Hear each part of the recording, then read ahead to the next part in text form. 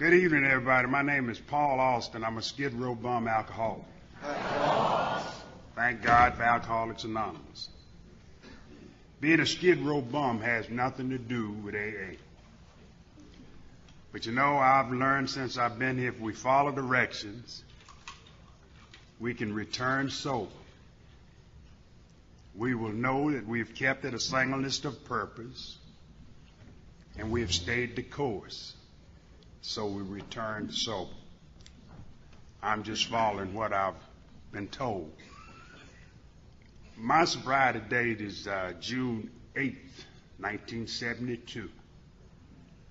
My home group is a primary purpose group in Forestville, Maryland, and we're in good standings. We're in good standings. I see Olivia sitting there, and I like Olivia. She says, if you're not getting along in your own home group, don't come to mine and mess up mine. Stay over there and fix yours.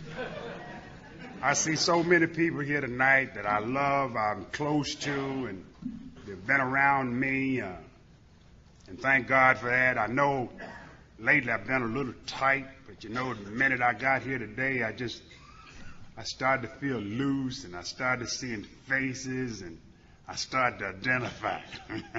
Without even opening my mouth, I could identify. There's something about us drunks. There's an instinctive hookup, you know. I can just walk in the presence, and I know I'm all right. You know, we want to thank you for asking us. My wife is here with me, asking us to come up to the 33rd States Convention. I remember the last time I was here at the podium was 1992, and I was scared to death, and I'm still nervous like all of us when we get here. It's just a thing that we have to do. If we have received the gift, the sobriety, we have to find that way to pass it on. And we will do whatever we have to do that's necessary to stay sober. You know, this thing it's a gift, but it's not like, here, you take this card, it belongs to you. This thing is a gift based on certain conditions. You see, this thing can be turned right back over the same way we got it if we don't follow certain conditions. I think the theme is a full and thankful heart. It's always good to have a full and thankful heart. I think it has a lot to do with faith and belief. And a lot of times our faith seems to dwindle a little bit and the door seems like it's going to close. But if we can see a light, if we can spot just so much as a small light, and the willingness to take the key and turn that lock again, the light will flow through. We'll stand up. We got to do our own walk. My wife is here tonight, and first of all, I want to thank Wendell. Wendell has been on my back every week, every month. He remind me, now you know you got to come, and Nancy. The committee have been great. They've really been great. They kept me aware of everything that was going on, so I'd be prepared when I got here, and I certainly appreciate that because there's no difficulty in understanding what's going on when people let you know what's going on. My wife is here tonight with me. A lot of my friends are here. I got some pigeons here. They might be my sponsors. I don't know, but they're here. I'm not going to call names because there's a whole lot of people here that I could call names, and that's not what we're really about tonight.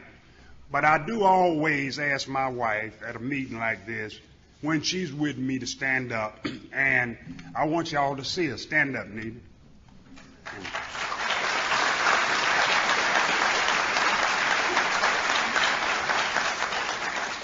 This is the woman that have put up with me for over 45 years, and don't ask me how it happened. Toughest woman I ever seen. I don't believe that there's another woman that would have put up with me and who I have been and who I am that long, unless it was either in love or crazy woman. It'd be one of the two. So I would rather think that she loved me. You know, our program tells us when we get here that there's no need to try to impress you with fabricated falsehoods, because we've gotten here but for the grace of God, and now is the time for us to be honest with ourselves and another human being. I thank God for this program. I said thank God for Alcoholics Anonymous. I still address it the way that I did when I first started, with a jacket, suit, and a tie. And don't y'all worry, I'm going to be out up here before long, because I got to get these people's suit back. I'm glad that I wasn't out there in that storm, get the wrinkles in it, because they charged me for it, see. But my sponsor told me when I came, he says, don't you ever, and I know he's around. You see me looking up a while ago? I said, Lord, we own now. That's what he told me. He's floating around here someplace. He said, don't you ever get up to the podium. I sat down to lead a meeting. If you have some awareness beforehand, without a jacket and a tie, because this is the program that led you out of the wilderness, the program that led you out of darkness, the program that allowed you to stand up in human dignity one more time with self-respect and walk upright like God had intended for us to walk in the first place. And you representing this program in a dignifying way, because you're an example for the new person who walked through the door. We're not at a pool party, y'all. This is not a pool party. We don't want to pass it on like we're at a pool party. When I came here, there was no place else for me to go. I came here out of desperations. I came here when all other hope had been abandoned. I had certainly faced the dilemma when I came here, and the dilemma is strange. I heard a fellow talk one time, and I heard it on tape. He says the dilemma is when you have the opposite answers for the same question and they both are valid. Now, how can you have opposite answers for the same question and they both be valid? And he went on to talk. He says, let me tell you how that happens. When you reach a point in your drinking that if I take another drink, I'm going to die, and if I don't take a drink, I'm going to die, you just faced a dilemma. You're ready to come in here and sit down and take your rightful place among us and let this thing unfold. My sponsor was a little fella, and I'll talk a little more about him a little later, but he was about this big. And a lot of you know my sponsor. And my sponsor was Irish. And I'm not Irish. And I didn't ask him to be my sponsor either. Now, I said that for one reason. If we're in here this evening and you're drunk like me and you don't have a sponsor, we start off in second place and work further to the back. And for God's sake, please don't sit and choose a sponsor because his head is shaped like yours. Or he got a nice car like I would like to have. Those are bad reasons.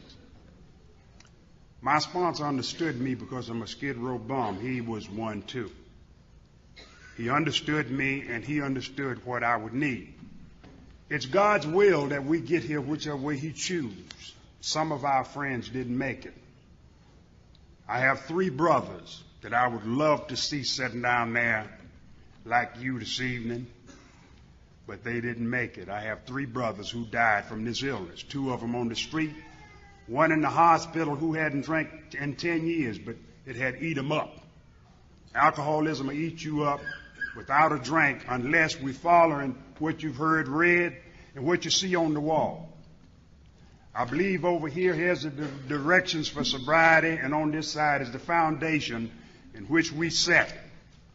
Not like the Washingtonians. We always have a place to come back to if we slide off. The foundation has been set. And thank God for that. My sponsor walked up to me in a mental institution. I call it the House of Higher Learnings. Better known as St. Elizabeth's Hospital, where I met my friend Olivia. You don't mind me saying that, do you, Olivia?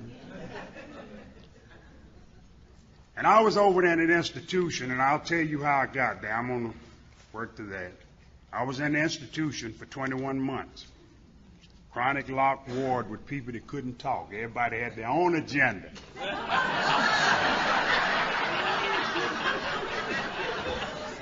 When I got there, I got to notice these people, and I knew something wasn't right. They locked me up in there too. Now, I weighed in, and they were keeping records of those times.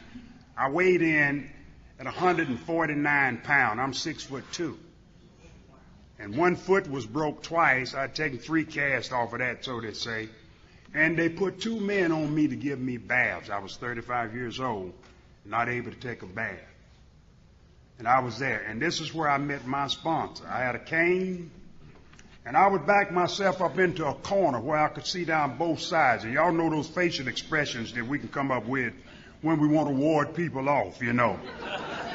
Scared to death, and I backed up in the corner. And Frank, there had been other people that came there, and they would walk up and see, and they'd turn around and go. But Frank, the little Irishman, walked right through that facade that I was wearing and went right in my chest. And he told me, he said, "I'll be your sponsor because you ain't got sense enough to get one."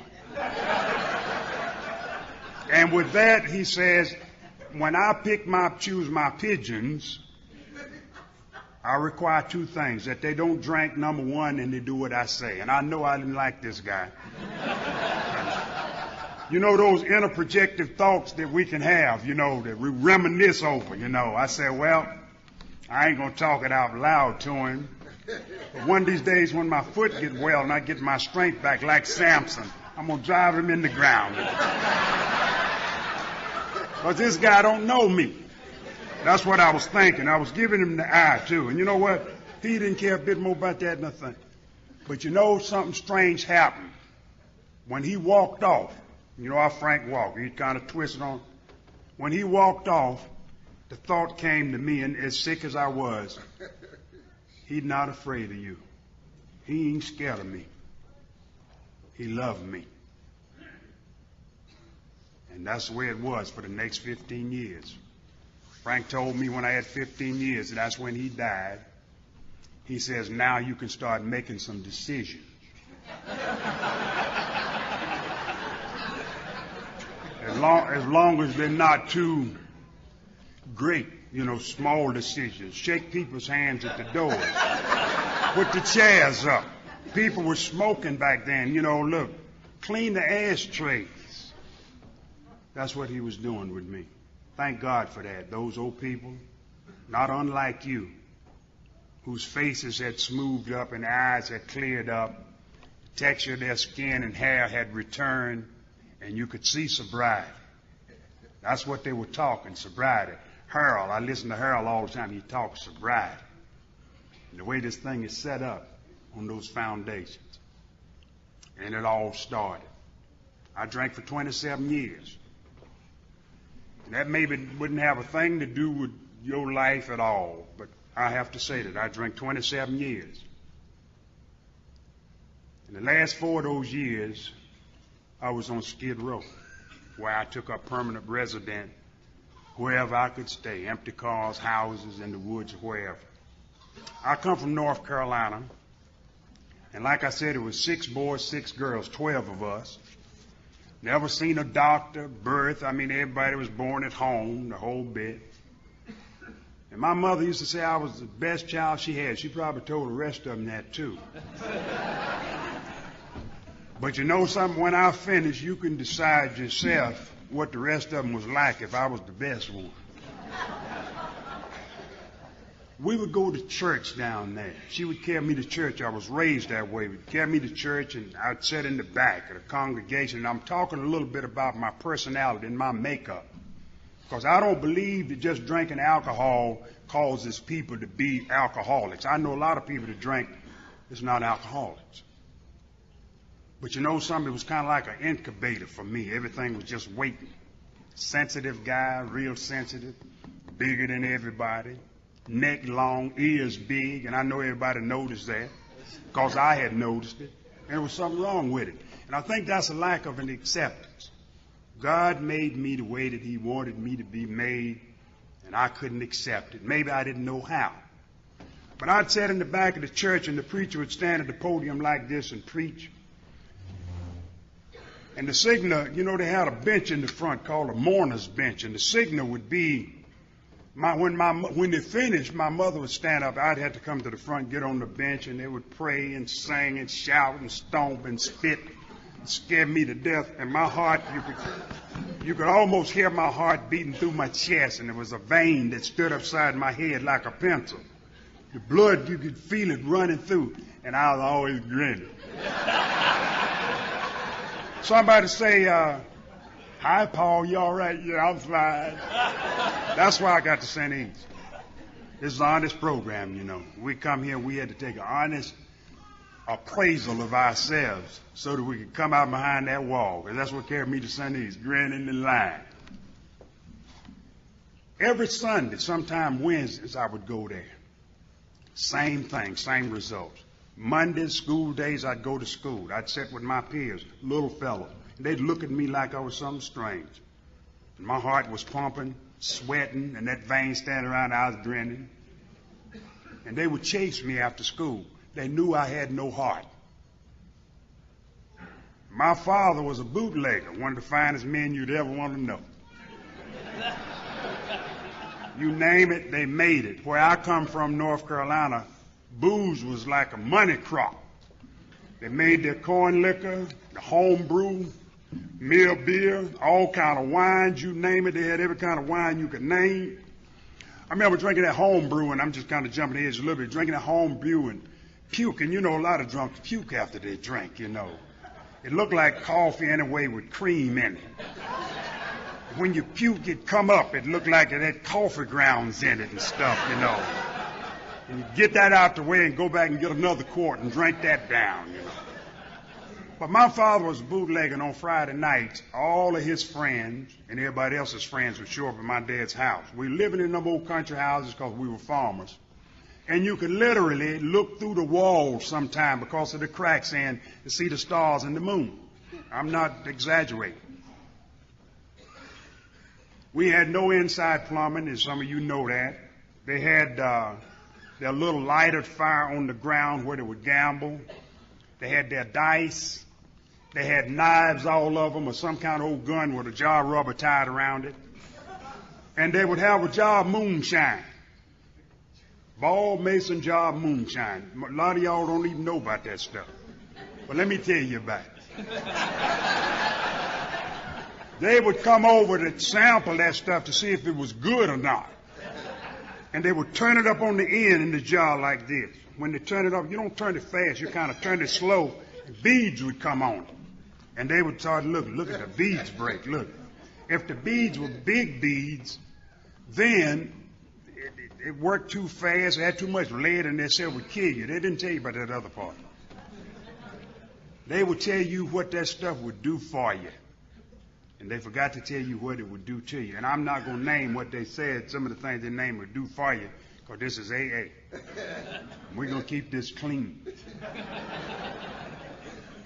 But you know, they would take a jar, one of them pint fruit jars, and pour some in, or drink right out the jar, and you could see them frowning up before it hit their mouth, and they'd pour it down, and light a Prince Albert's tobacco cigarette and start smoking and spitting. Their voices would get loud, and they'd start rolling dice, and somebody would catch a dice with their foot, and somebody get their head cut halfway off. I used to see that on Friday evenings, and blood and running.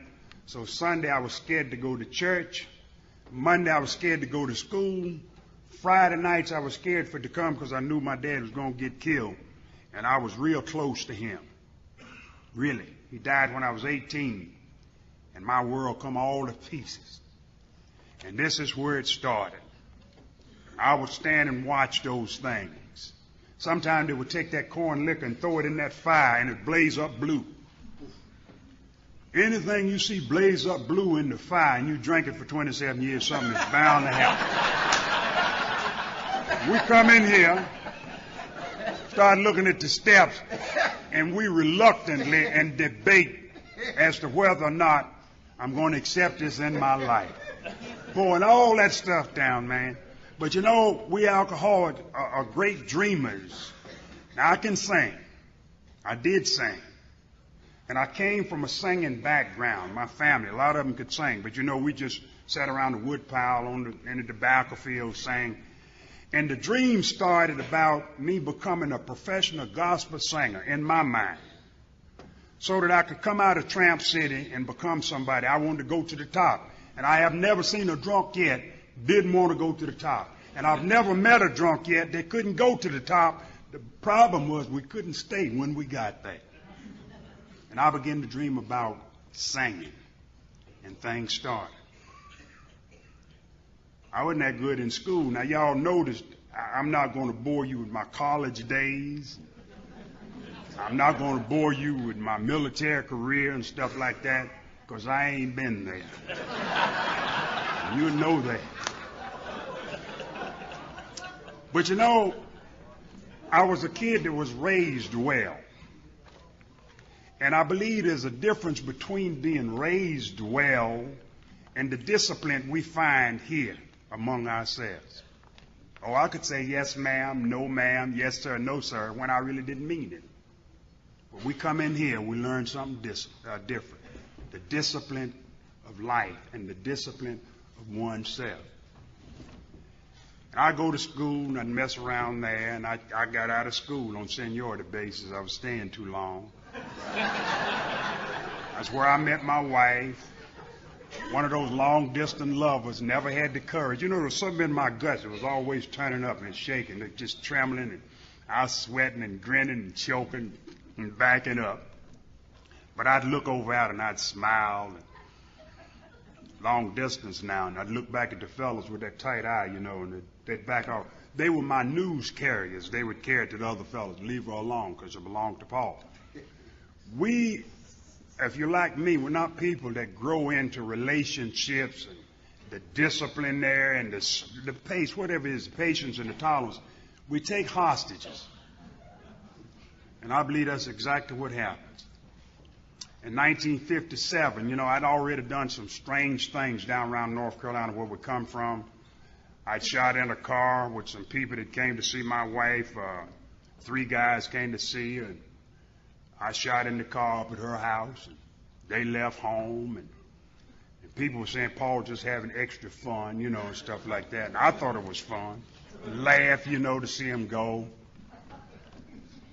And that's kind of where it was. Booze, I was drinking booze. I learned when I was 16 years old that a man was judged according to the amount of booze he could drink and walk with it. And if you could drink a half a pint, then you were a man. 16 years old, I could drink a half pint of moonshine and walk with it.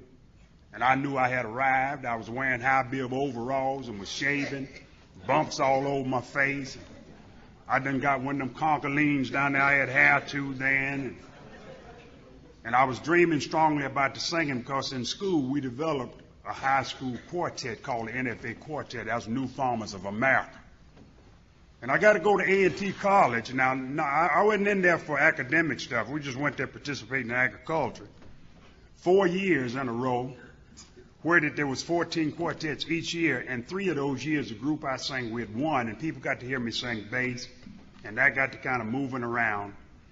And I got up in New York, where there was some groups up there that heard about it, and heard about the young fella in North Carolina singing bass, and they wanted me around up there. But anyway, 1957, August 10th, my wife and I, we were married in the courthouse in Carthage, North Carolina, 10:30 in the morning, the same place that they chained me up in 1971 and moved me out and made me sign my rights away from North Carolina. And 3 days later, it cost us $3 to get married. I had $5, and I had $2 left, and I went and chipped that $2 in a quart of moonshine after the wedding, which was just some few words from the justice of the peace. And went chipped in on a quart of moonshine and got drunk and stayed drunk 2 days. And the 3rd day, I was on my way to New York to meet these people that I'd be around for the next few years. Now, the guys that I was going to sing with when I got there, I didn't know them. They didn't know me. I had never made a healthy relationship, no place. I had never been 50-mile radius away from where I was born. I didn't mix well, and y'all know that. And I was leaving where I was born and raised, going to a place where they burned lights all night and whistles was blowing. and horns was blowing, and I was going there to make a life for myself. Now, you know, I was taking the fish out the water. One day these fellas asked me, said, yeah, you know, I guess they knew I'm sensitive. You know, they kind of picked up on that. Said, well, I don't know what they asked me if you drink or not, but they finally did. Do you drink? I said, certainly I drink. I thought they'd never ask. We went into a place, a lounge, and this lounge had all those fancy, the bar part, the fancy cushions around, leather with brass buttons, and the seats had brass buttons around them, and they spin around. And in the back, they had all kind of bottles, square bottles, big ones and little ones, and they had knobs on the end of them. And they would turn them up in a glass and would pour up something and stop. Man, that was fascinating. I looked, and heart was pumping and sweating, and the vein was up. And these guys were talking about a screwdriver, and the only screwdriver I ever heard about was in North Carolina on the farm. And I knew that wouldn't work for me from now for what I was feeling. But I did know I could drink a half a pint. And I knew I had drank some Four Roses out of a brown bottle one time. And I sat there and I told that bartender, I'd like to have a half a pint. And everybody looked at me, and the sweat and the heart, and my mouth got cocked open. I couldn't get it closed. They didn't know what to do or what to say. Finally, the bartender leaned over and he said, Slim, I'd never been called Slim before. He said, we don't sell half a pints, but we sell singles and doubles. Have you ever known an alcoholic who want anything single? I started ordering doubles, and I guess by the time I got 8 or 10, then the inhibitions, you know, they started, and I settled down, started running my mouth, and I guess they wondered how we're going to shut him up. And that was my introductory to the folks in New York. I brought my wife up shortly after. We started to sing. We got on television, and that's a bad place for a drunk. Got on television and got me one of them processors up there with my hair laying back pretty. And started taking some pictures and sending them home to my mother, letting her know that I am the best child you got. Carry these pictures and show them to your friends. And a family began. My wife began to have babies. We have 5 children. My baby's 37 years old. I was there with the first baby. She was in labor for 12 hours. I could hear her hollering, but I was scared to death. I couldn't go. Finally, I went and got my suit and put it on and put a red tie on and bought a pint of Four Roses, bought a box of cigars and said it's a boy, and drank all the pint and come back, pass the cigars out. And people were congratulating me, and she was in labor. Now, if that ain't crazy, I don't know what is. The rest of my children, I weren't there. I was out somewhere singing, running up and down the road, flaunting, big shotism, waving 2 $20 bills stacked behind a $101 bill with rubber bands around them, ego and big shotitis. And people were talking about me. I'm talking about they were saying great things. Man, this guy got a fistful of midgets. And I went and bought a pink Lincoln with a beige top on it. Button on the side would raise up and turn you around, let you out. I had pictures made of that. We were doing good. Now, I tell you, that part of it. But you know, alcoholism is progressively, it's a thing that progressively gets worse. Over a period of time, it gets worse. And a lot of people could see where some serious things was happening to me, but I couldn't see. I even got a chance to meet Ed Sullivan up there. They were talking about putting me on the Ed Sullivan show if I could not drink. And I had to have a drink, and then 2 and 3 and 4, and they got me out of there quick. By the time we was in New York 8 years, they asked us to leave. They came up and took my family out, my 5 babies. I had 5 babies by now, and my wife. And I stayed there. I got them set out in the street now 2 times. And they were going to set us out the 3rd time. I burned the house down. My wife was in the hospital, birth with the 5th child. And my wife's sister and her brother came, got them, moved them down to Maryland, left me up there. A month later, they asked me to leave the state of New York, or they was going to put me in a place in White Plains called Valhalla Hospital. I drank a pint, and it was easy to make a decision. I left because I wasn't going to a nut house. Not at that time. I didn't know there was one waiting. And I came on down here around Forestville, around Capitol Heights. And you know, the drunkards pray. Now we're beginning to be moved around against our will. Lord, when I get where I'm going, this will not happen. And not knowing now that I precedes myself. Everybody around Maryland, my wife's family, knew about me now. I think the only thing that they were missing was I was sick. I didn't know it, and they didn't know it either. 2 weeks in Maryland, I was in Upper Marlboro jail.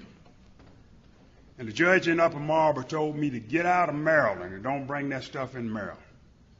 I went into the district. And I thought I could go in the district and lay in the parks with the guys that I seen drinking around there. And I was drinking hard now. They were drinking their wine. When the police come, they hide their bottle. I shake mine at them. They lock me up. Go down to Arquan's workhouse for drunks down in Lorton. I'd go down there 15, 30 days, 60 days, physically get myself together, skin clear up a little bit, come out, eyes shining again. My friends would say, Paul, where you been? I'd say, well, I've been on vacation. I didn't know better than that. You know what they'd say? You need a drink. And I'd agree. And I was offered this stuff again. Life was getting bad. It was getting tough. A progressive thing. Now people were saying maybe you should drink this. Maybe you should drink that. Maybe you should just drink beer. Maybe you should just drink wine. Our program tells us about those things.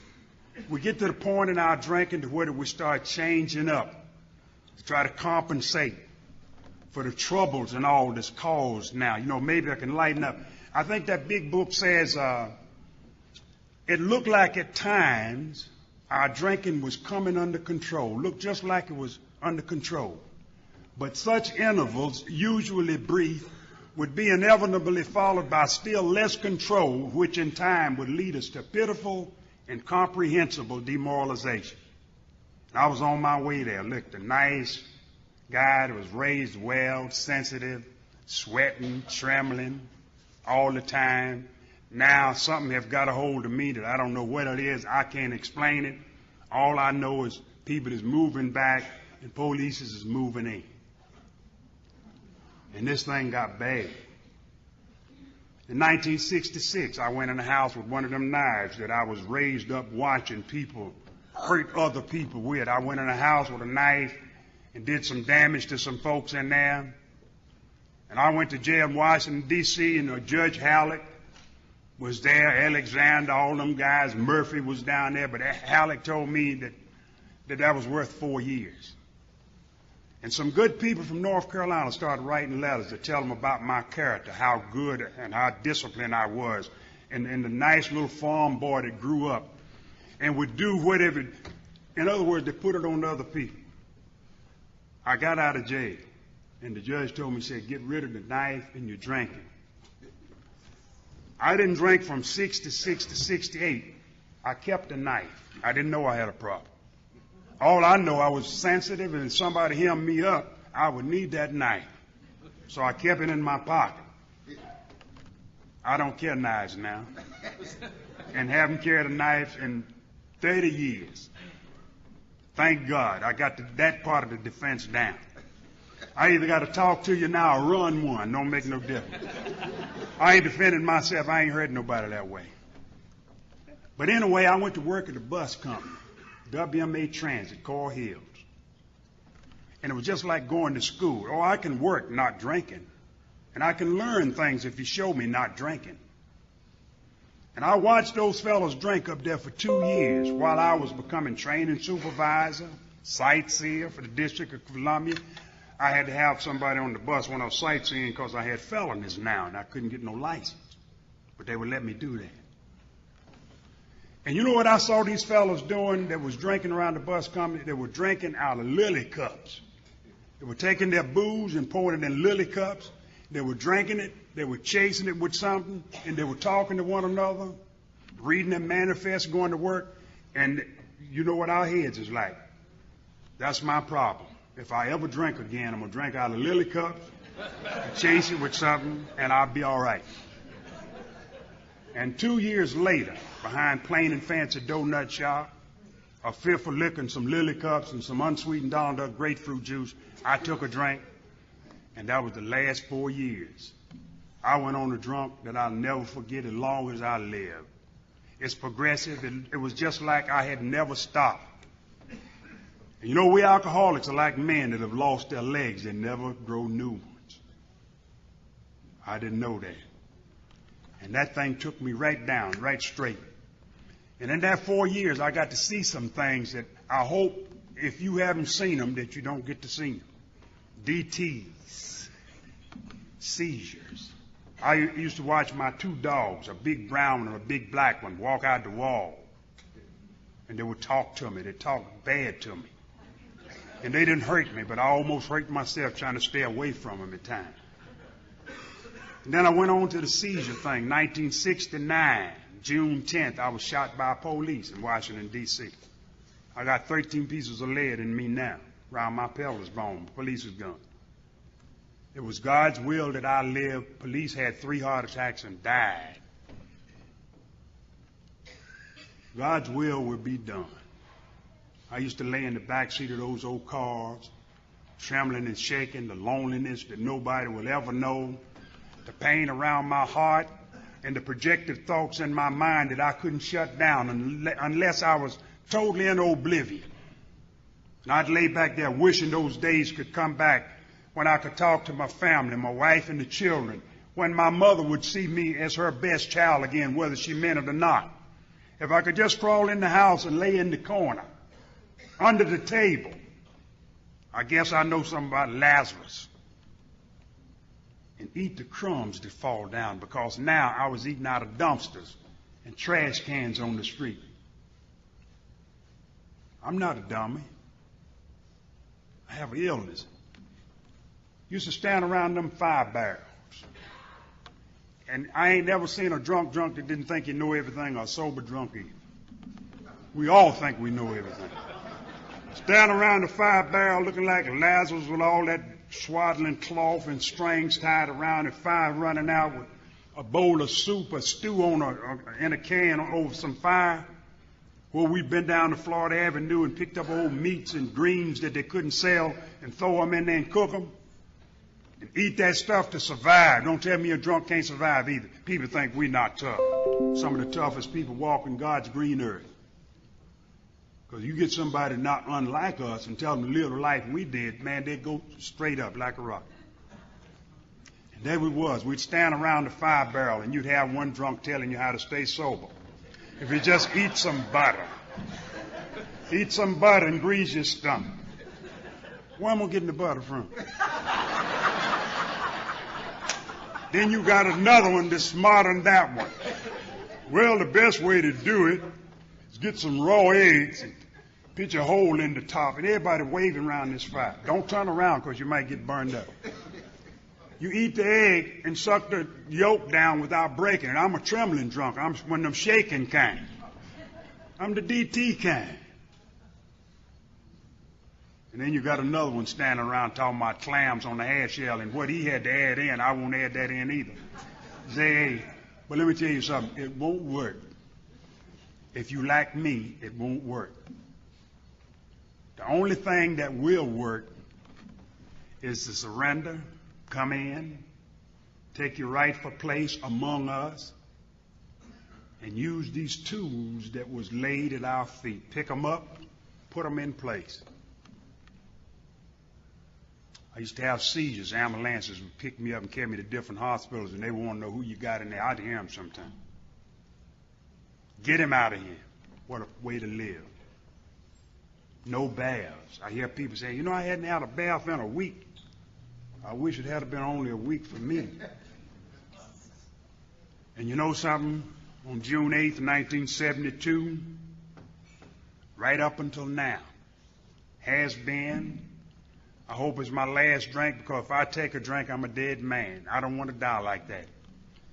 Nature, God and nature abhor suicide, and that's exactly what I was doing, is committing suicide on installment plans and pulling lifetime in jail on installment plans.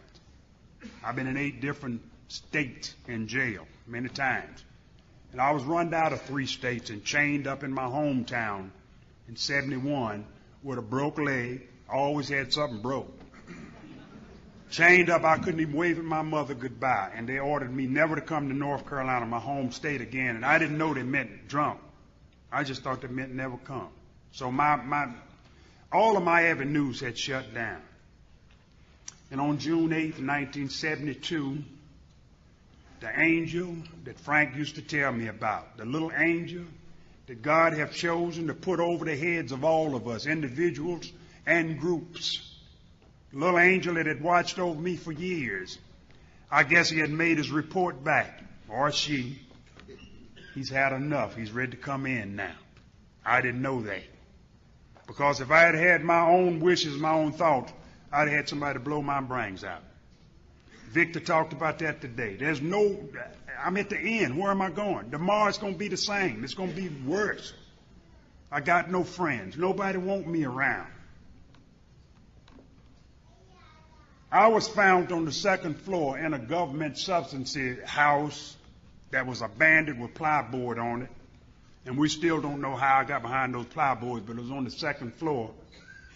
When the sun had come up on the 8th, they say, way up here about 9 o'clock or so. I don't know, records back then they kept. And the police would get involved in one more trip to old DC Detox, where they really didn't want me to come anymore because I'd worn my welcome out of the detox. And this was for Skid Row bums, where they would drag you in sometime by the neck. They had a ramp to go down into the detox because it was like a Rambler house, half on top, half underneath, where they had army carts down with 75 beds and people down there having DTs and seizures and strapped down to the floor in beds, and that's where they had me down there. But this time they wouldn't let me come in. And this is their words, and they're right. But they said that I sat at the mouth of that ramp to go down 14 hours with a broke foot. One foot broke twice. And I sat there for 14 hours, long enough for 2 shifts to change. One was about ready to change, and the next morning one changed. And somebody came up, Ellis Payne, God rest his soul. He's one of us. He said something is different about it. Because I know him, he would have been gone. But the little angel that had reported that I had enough was sitting there watching, had to sit there and watch me. Because I'm a compulsive human being, and I can't stay put unless I got some guidance. I've learned a little bit about settling down since I've been with y'all. But the angel stayed there. And that's the way God works. He works between us. He works through us. Every man, woman, and child, the fundamental idea of God exists. And the way was being made, and I didn't even know it, but they was on the way to St. Elizabeth's Hospital with me 3 days later, where they carried me over, and they said, we'll put him on the east side, and that's where the chronic brain damage folks were, where I stayed 21 months. And this is where I met Frank, the way I started off. I didn't know I had illness. I didn't know anything about AA. All I know was that man looked good. I mean, he looked sober. He made sense. He dressed well. And I was in a nut house with a broke foot. He might not ever get out. And the time came when they started kind of taking us out, you know, after we was there for a while. I got a card in my pocket right now that was given to me February 16, 1973. I was admitted at June 12, 72, where I had privileges to make an unaccompanied visit to the city. See if I could go down around my old friends and all and come back to the nut house and check in. And they began to carry us out to meetings, AA meetings. And they talked about recovery. We have recovered from a seemingly hopeless state of mind and body. That didn't make no sense to me. But they began to walk through these steps over here. I've heard Harold talk about it so many times when he does the traditions at our group and the steps. He said the first step is the problem, and we know that. And the second step is the solution. And the 12th step is the results. And if we follow 1 through 11, we're bound to arrive at the solution one day, step 12. That's the results. But you know what I like? I like the second step. We know we got a problem. I like the second step because it's the rallying point for all of us. John Barleycorn brought us here, brought me here. And this is the rallying point for all of us. We can stand on this step together. There's no need when we get here to look down our noses at each other and judge. Let God do our judging, because we are not capable of making the right decision when we judging one another, whether we atheists, agnostic, once believers, or non-believers. Every meeting that we attend would be an assurance that God would restore us to sanity if we rightly relate ourselves to His will, and then we can start to complete the foundation, which is the third step. And you know something? We're going to have to take a good look at ourselves. What was wrong with my life? Any life ran based on self-will can hardly be a success. What do you do when you get to a point like that? Well, the first thing we have to recognize is any life ran based on self-will can hardly be a success. We're at step 3, where we made a decision to turn our will and our lives over to the care of God. Here's the key: the faith, willingness, and belief. We're going to have to take a picture now. And taking that picture, we're going to have to roll some stones and look in some crevices. We're going to have to look at the things that we had planned to carry to the graveyard with us. Because if we're going to be free of the monkey that's been on our back, we're going to have to sit down with another human being and look them in the face. I did this with Frank. 5 hours sitting around that long table.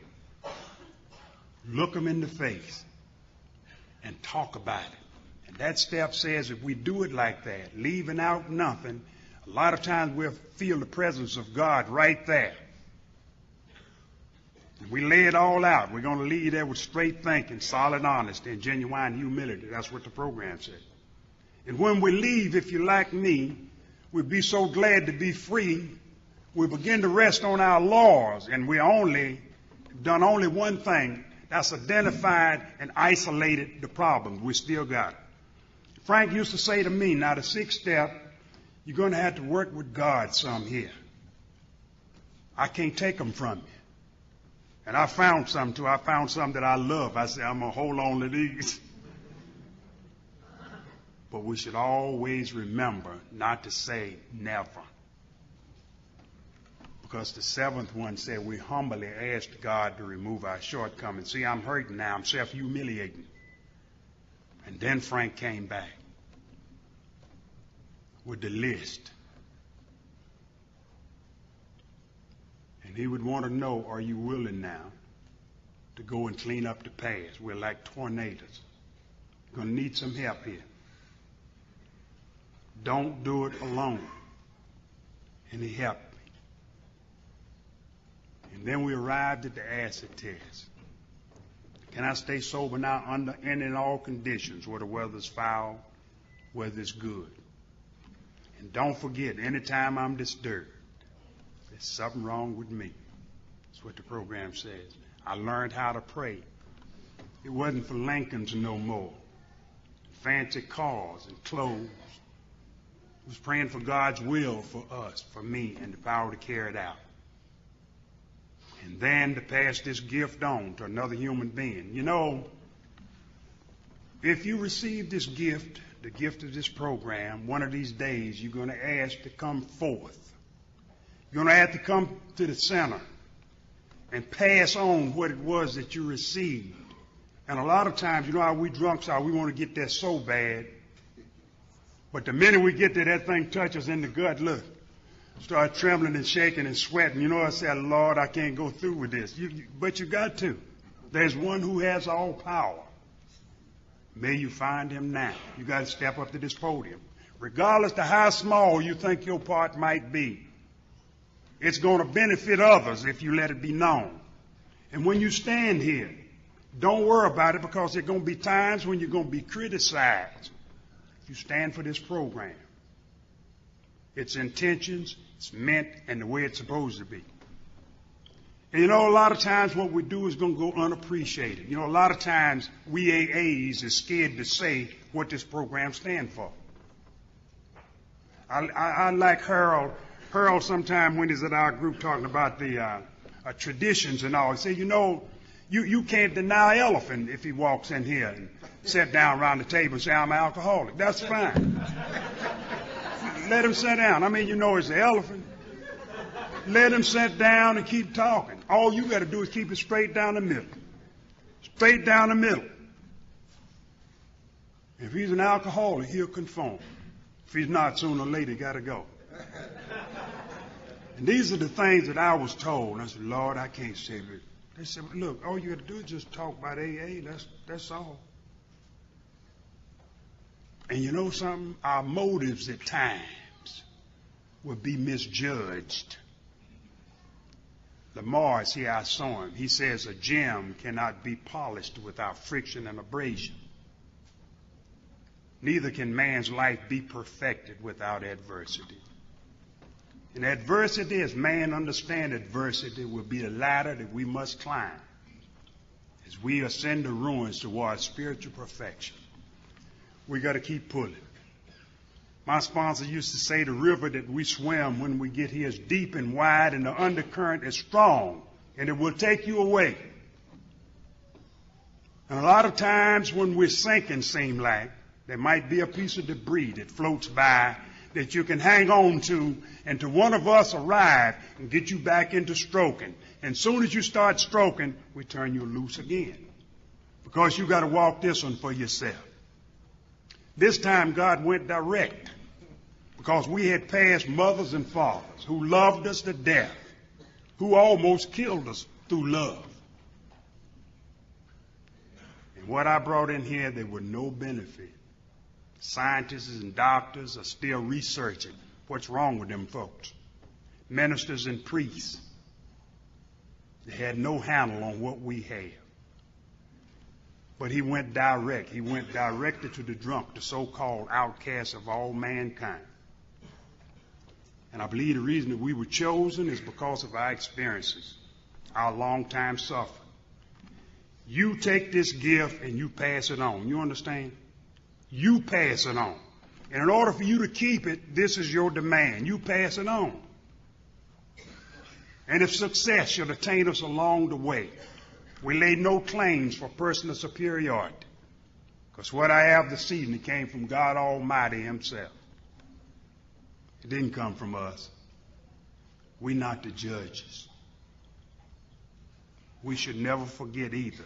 I don't care how long we've been, how short we've been, or how sober we think we are. We should never forget. It was not until the day that we walked through the doors ourselves and openly admitted our own powerlessness over alcohol and turned our will and our lives over to the care of God that relief came to us. That's what this program is about. Can we keep it simple? Frank used to say he never seen a drunk could keep it simple. One drunk will mess up a 2-car funeral. Go in the room with 3 drunks, try to come out, everybody with the same thought. It ain't going to work. But if we can keep it simple, you know, on the other side, we'll be free. Free men and women walking up like God had intended for us to walk in the first place. Thank God for this program and what it has meant for me, because, you know, I'm still a little nuts. And I need my friends every once in a while to remind me of that. And you know, I haven't seen perfection since I've been here. We've become willing to grow along spiritual lines. I haven't gotten so far off till I can be pulled back. And I call Harold sometime when I'm feeling self-pity. He tell me, man, get over it. Get over it. Sonny sitting there when I'm going through some real crazy stuff. I call Sonny. You know what he'll say? I think he's going to tell me something to do to get rid of it. He said, me too.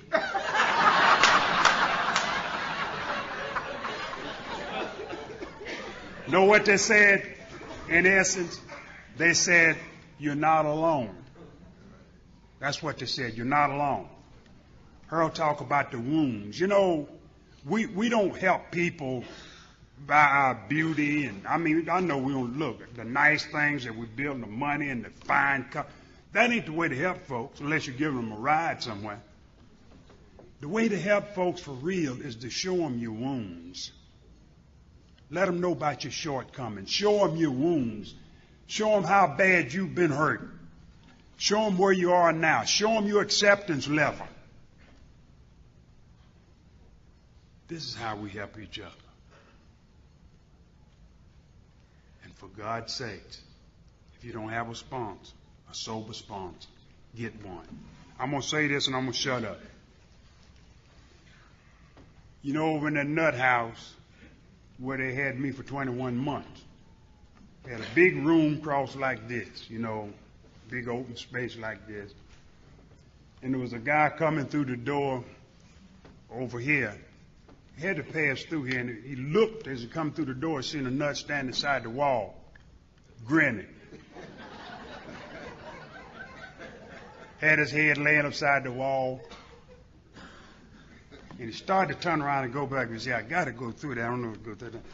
When he got close to him, the nut told him, said, come here, come here. So he walked on over to him, you know, scared to death.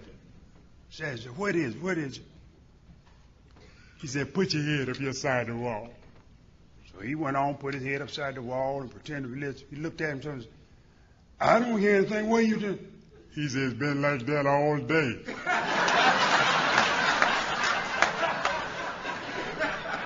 Listen.